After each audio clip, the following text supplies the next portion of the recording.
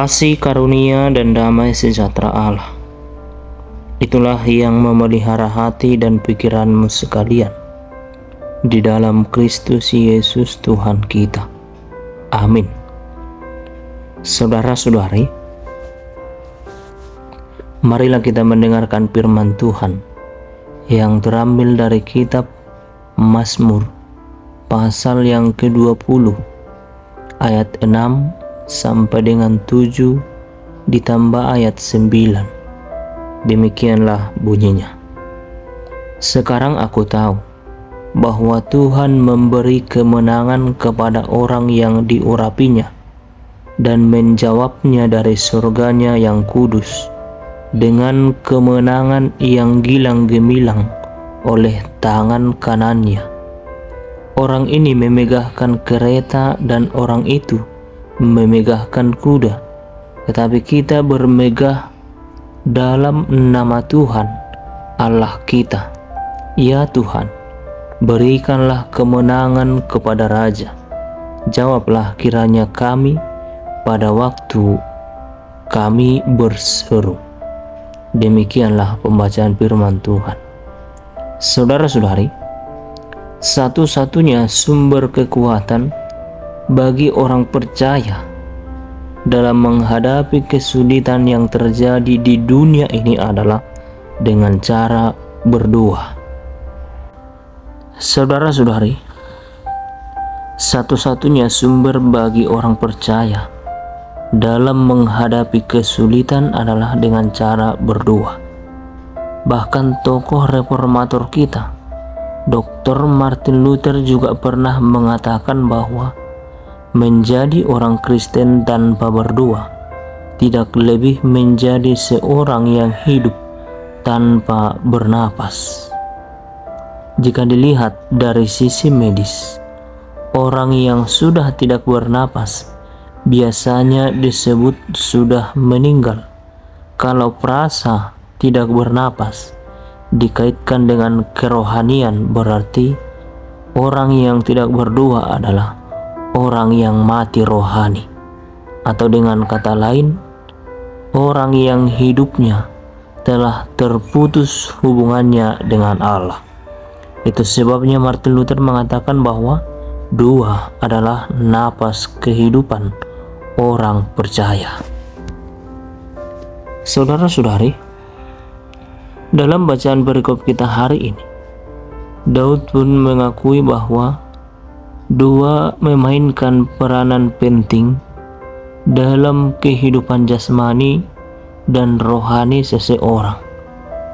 Sebab doa bukan hanya menjadi sumber napas kehidupan, tetapi juga menjadi motor penggerak yang paling utama bagi setiap orang percaya untuk memperoleh perlindungan dan mensyukuri berkat Allah.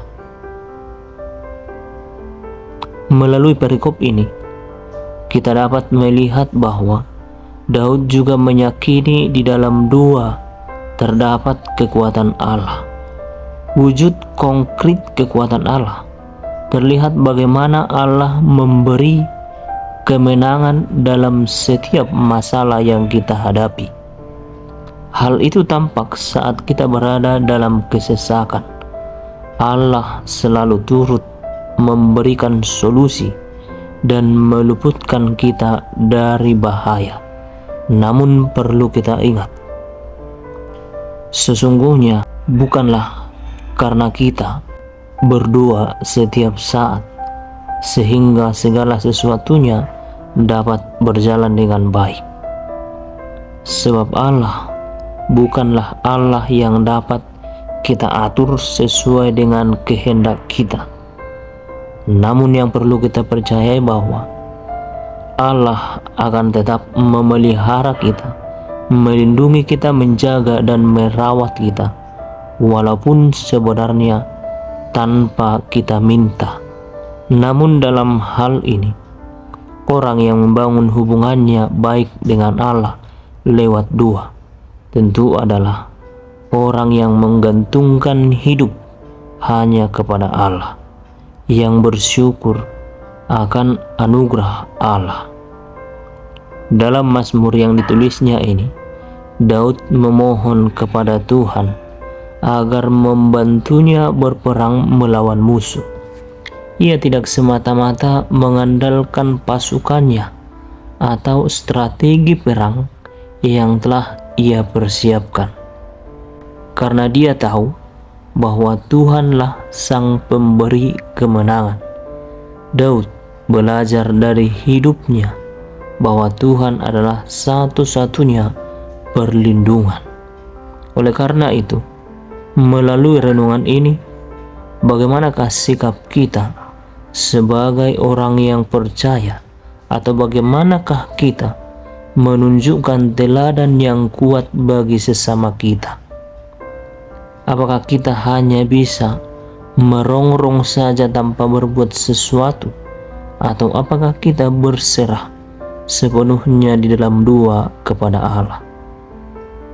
Saudara-saudari, sebagai orang percaya, doa sudah harus melekat dalam kehidupan kita setiap hari lepas hari, sebab doa merupakan napas kehidupan kita, sama seperti tubuh jasmani kita yang akan mati bila berhenti bernapas. Demikianlah pula dengan iman atau rohani kita. Iman akan bertumbuh oleh pendengaran akan firman Tuhan. Jikalau kita menjauhkan diri daripada pendengaran firman, maka iman itu akan semakin kerdil, bahkan mati. Oleh sebab itu, bangunlah imanmu lewat doa. Bangunlah setiap pekerjaanmu, pengharapanmu lewat iman yang terbangun oleh hubungan yang baik dengan Allah. Kiranya kasih setia Allah Bapa, Anak dan Roh Kudus memelihara dan menolong kita. Amin.